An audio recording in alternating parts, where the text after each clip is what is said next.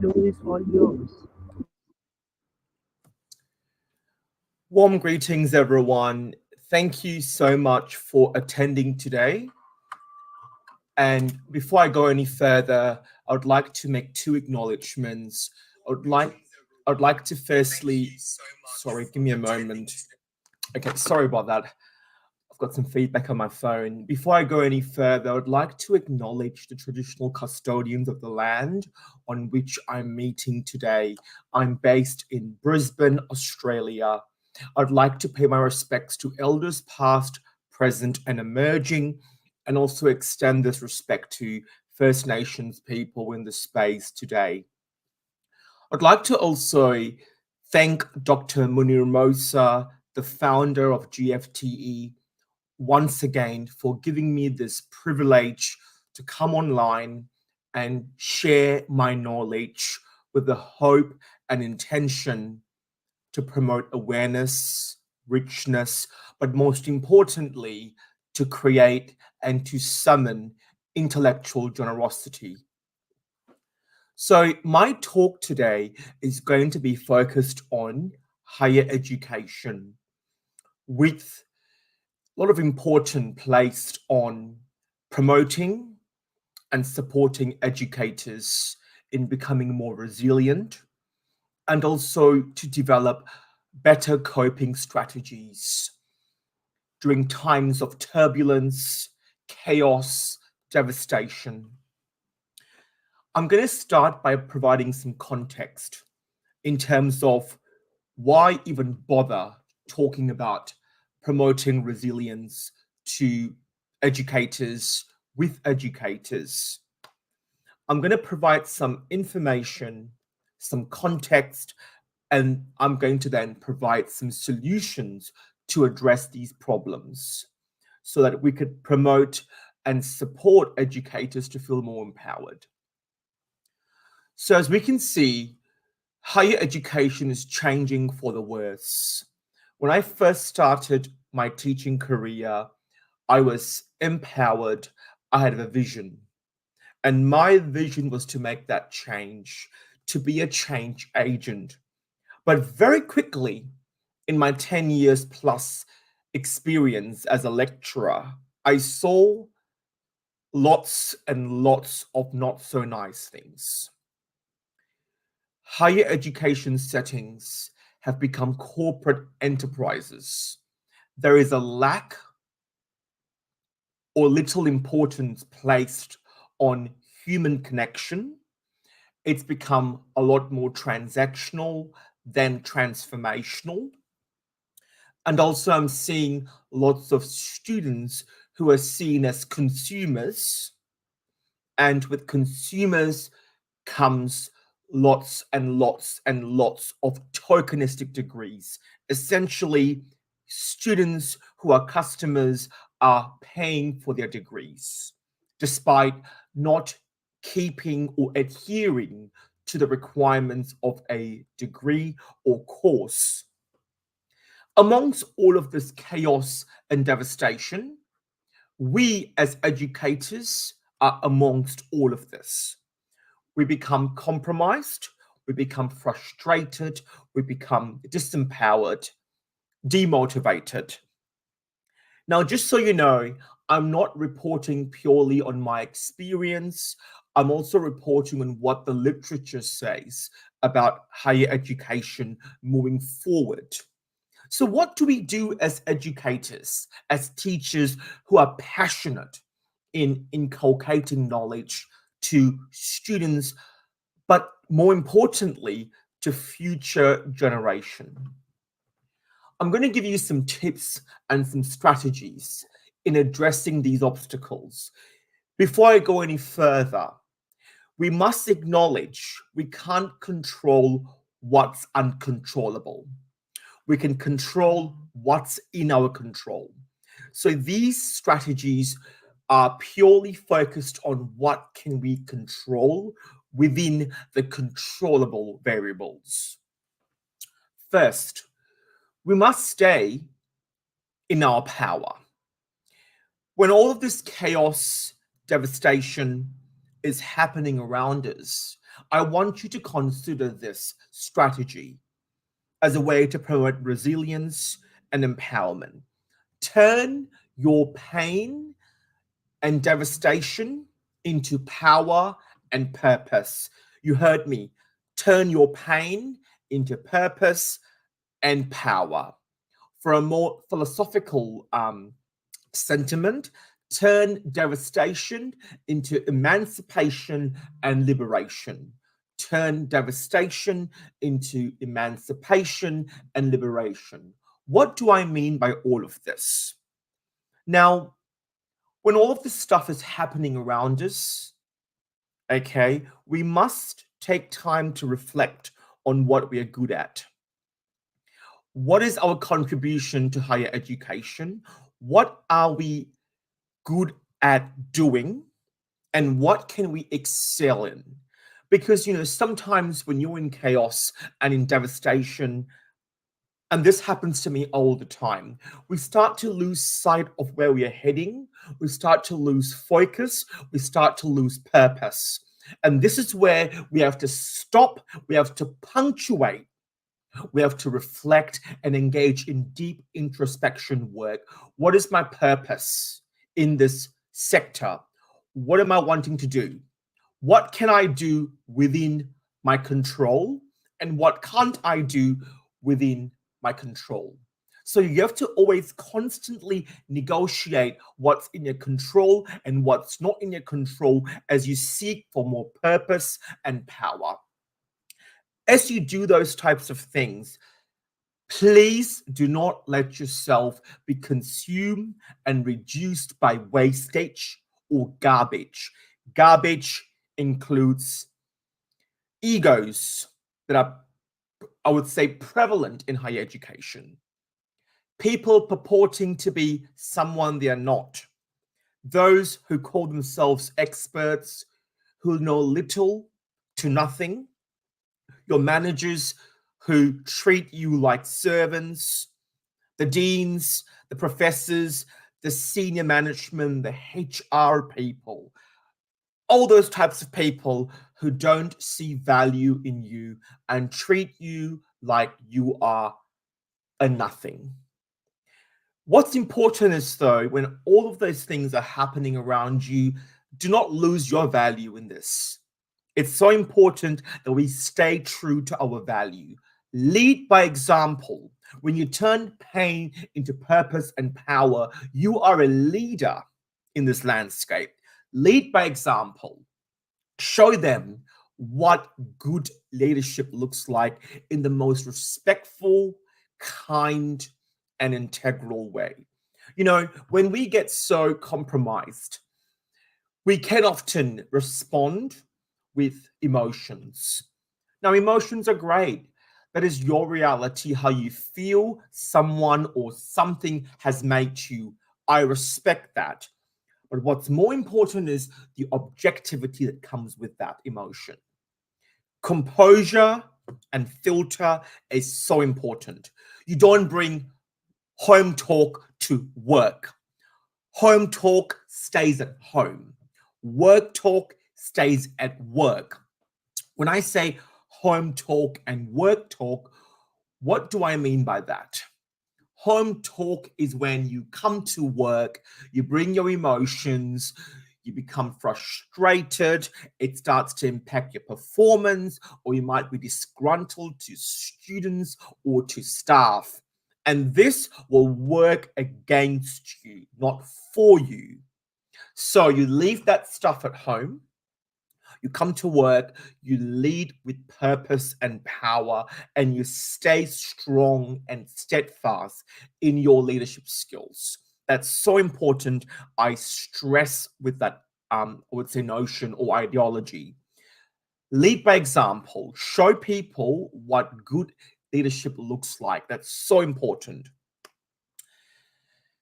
In conjunction to that as well, though, when you lead by example, you want to turn devastation to empowerment, you need to also have a great support network that shoulders your pain and your stress and your burden. So When you have those toxic working environments, which impacts on how you feel empowered, you need to have a vent or have a person as your sounding board. A confidant is what I'm referring to. Someone who you trust, and this could be your clinical supervisor, and this could be your mentor.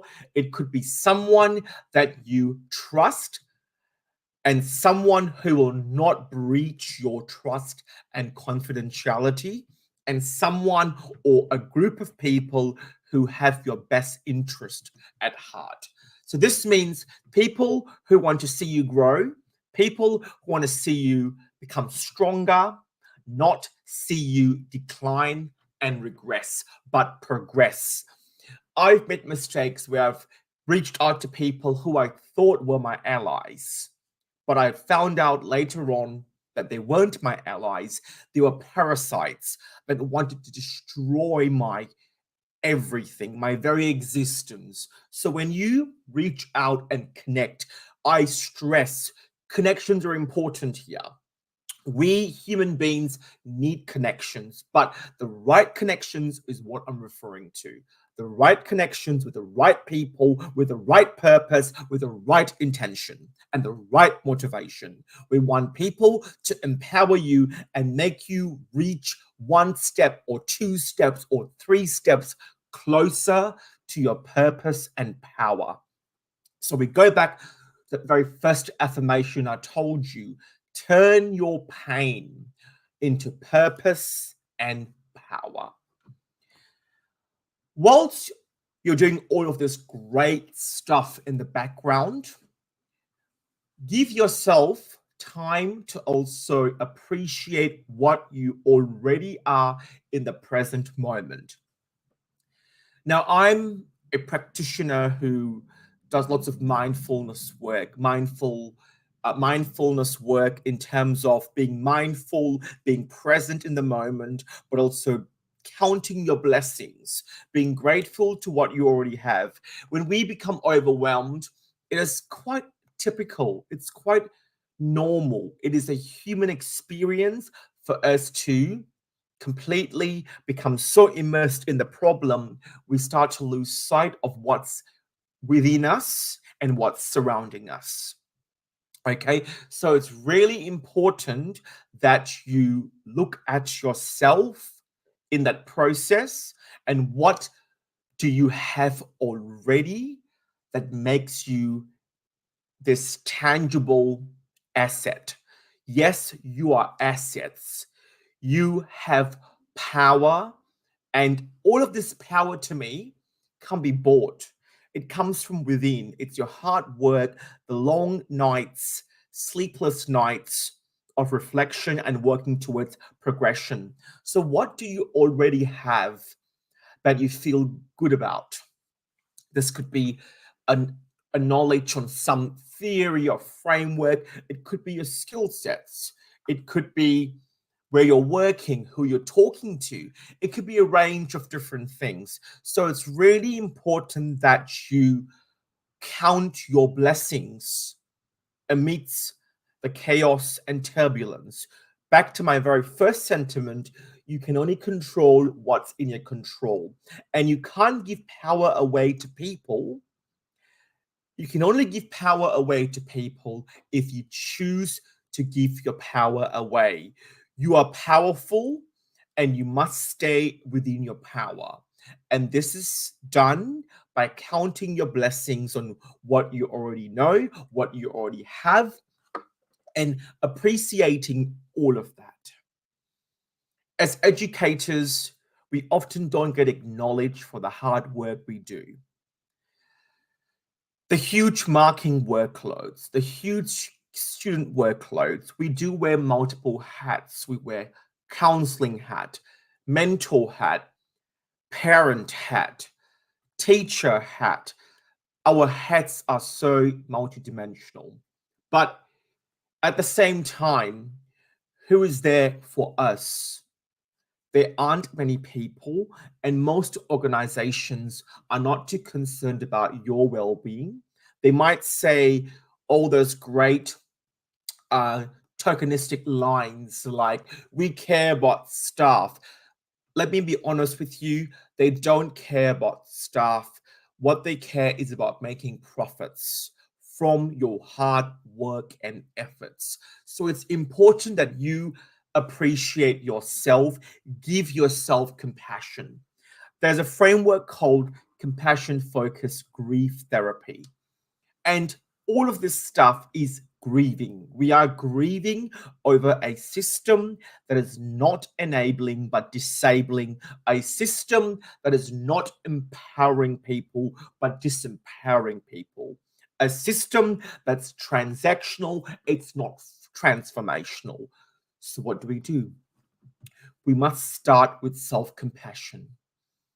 I've got anxiety and depression, and I've been through difficult times, and I continue to do that. And that's okay. We must normalize mental illness. It's not a problem. It is the consequence of the environment we are living in that does not appreciate mental health. And we are often overworked, underpaid, and overwhelmed by just inhumane or just non-humanly activities. We are doing so much at a given point. So what we could do is, in this process, as we work towards purpose and power, is to give ourselves self-compassion. There's a term called emotional dosing, which derives from this grief framework called dual processing model. And there is three variables or aspects to that framework. We've got recovery oriented and loss oriented. So when you grieve about something, it could be death or non-death type of losses. We often go from recovery, where we want to recover and work towards gaining closure, and then we have loss, where we grieve, we bereave, we consume ourselves with sadness, depression. But what's beautiful in that framework is what's in between recovery and loss. The term is called oscillation. Oscillation is when you go back and forth from loss to recovery, recovery to loss. So as you're navigating and negotiating higher education spaces, the oscillation part is the self-compassion part, where you give yourself permission to acknowledge what you are as a person and what you're already doing to students and to other people's lives, but what legacy you're leaving behind for future generation. When I often have these moments where I'm so consumed and reduced by garbage, always think to myself, let me give myself compassion and a pat at the back to say, I'm doing a great job at what I'm doing at the moment. So I'm doing a great job because of what I'm doing. It's changing lives. It's making a difference. It's touching people's hearts. But more importantly, I'm being of service to humanity. I'm giving back in a way that I feel comfortable, confident, and capable. So always stand in your power and engage in self-compassion. Give yourself permission to be kind to yourself. Self-love is important. Before you start loving other people and doing great work, you must love yourself, because if you're not right, you can't give what you have to other people. So, in summary, how can we promote more resilience and help educators who are in these corporate enterprises that are transactional, not transformational?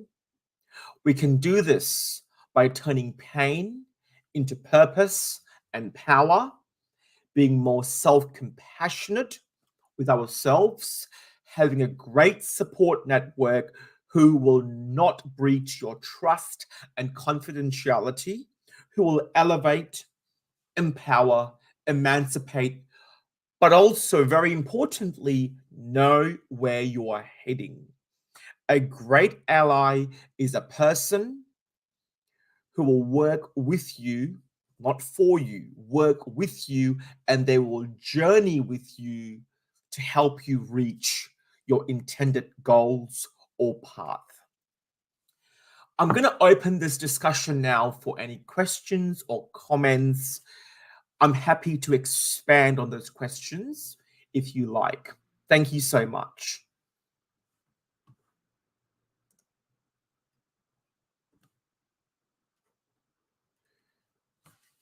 So any questions you have for me, please do share, and I'm happy to go through it with you.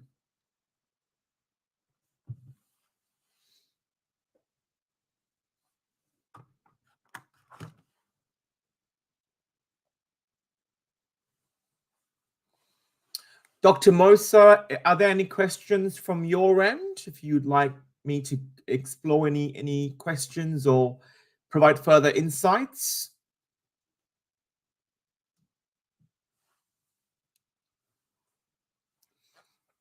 Thank you, Dr. Mosa.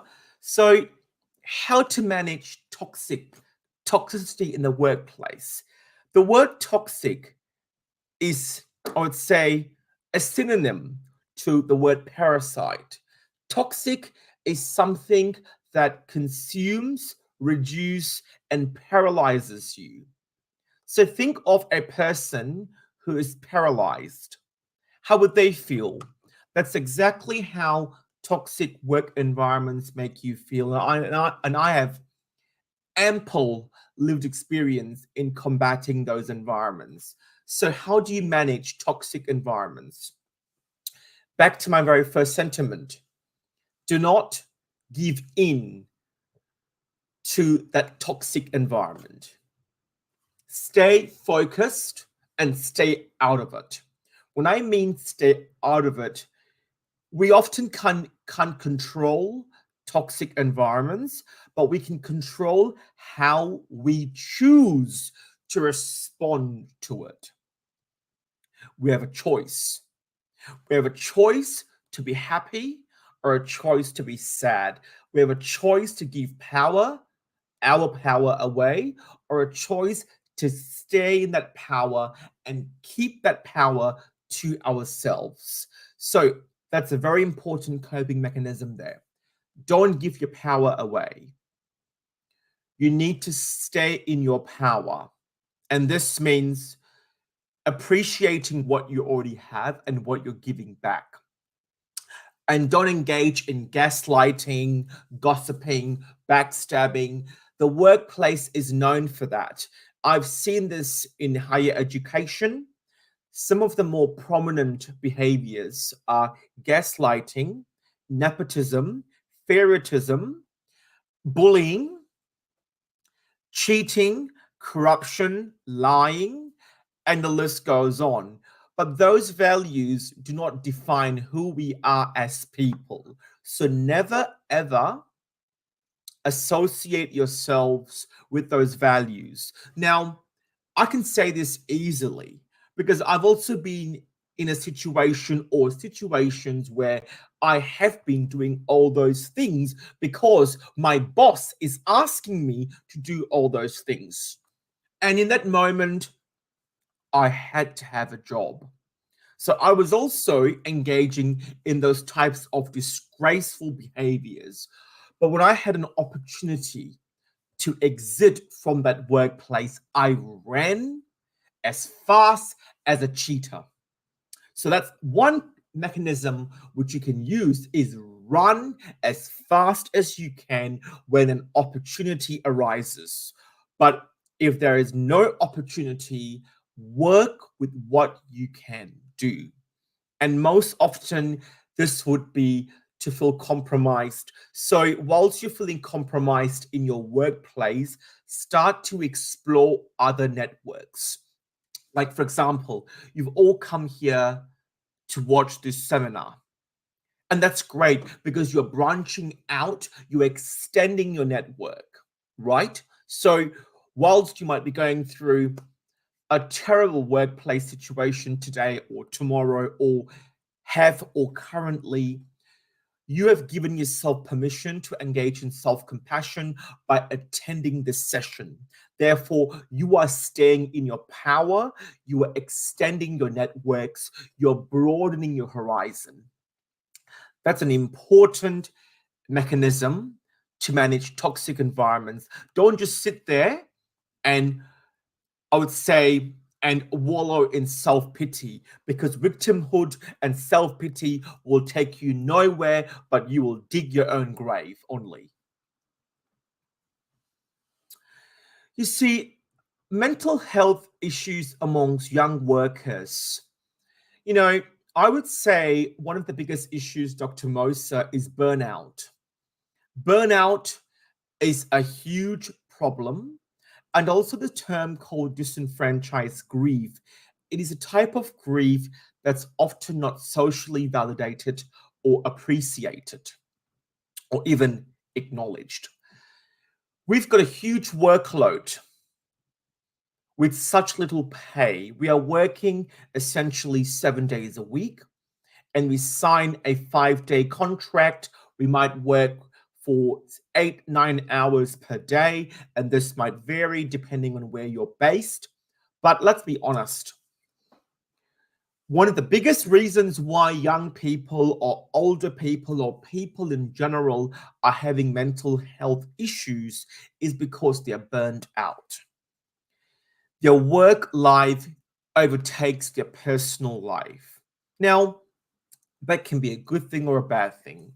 If you're passionate about your work, that's great.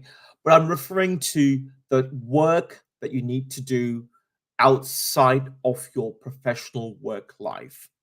It starts to transfer into your personal life.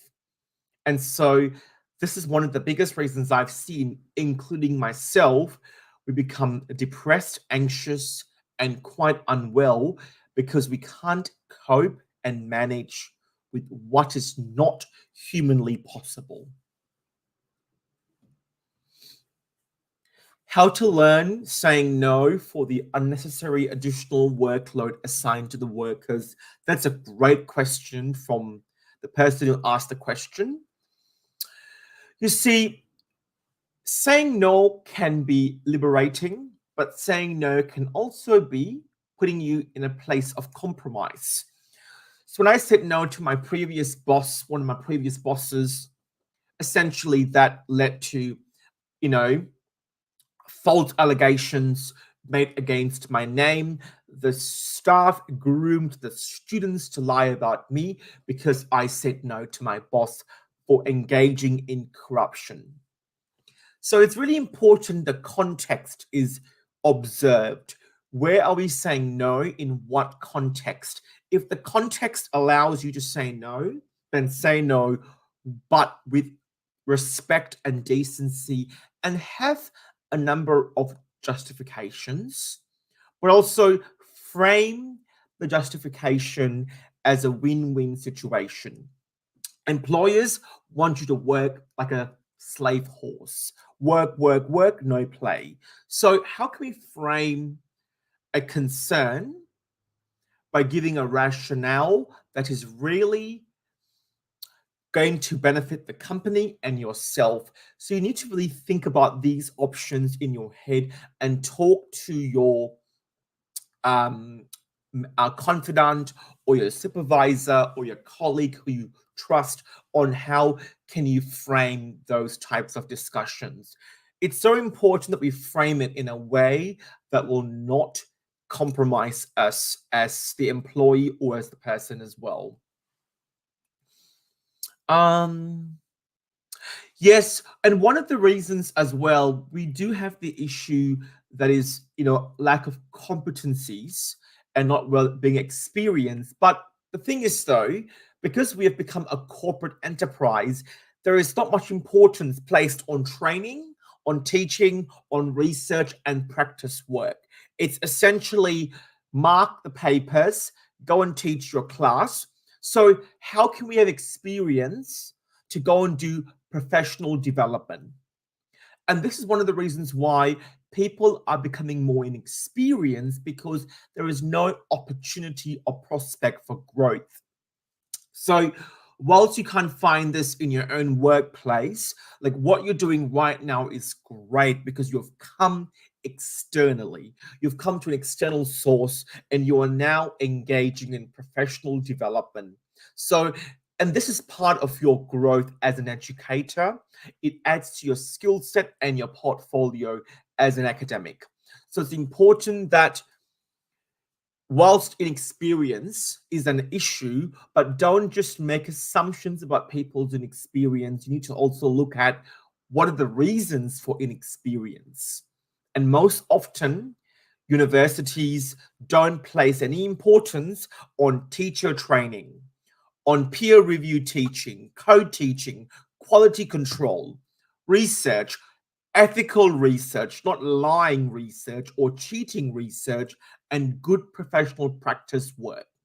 It's essentially administration, passing students through. So those types of things, of course, will not render you with the right experience, and you then become inexperienced as well. So I'm going to finish off the presentation today. Is there any final question? Just one more question for you to consider, or if you'd like me to go through with all of you. And thank you to all of you. I can't really sort of see the comments chat.